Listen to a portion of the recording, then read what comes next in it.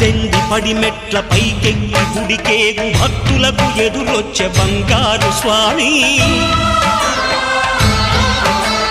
ఇరుముడులు స్పృశించి శుభమనుచు దీవించి జన బృందముల చేరే జగమేలు స్వామి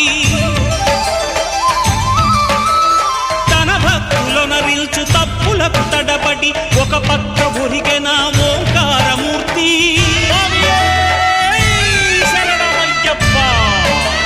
స్వాములందరూ తనకు సాయము కాగా ధీమంతుడై లేచే ఆ కన్య స్వామి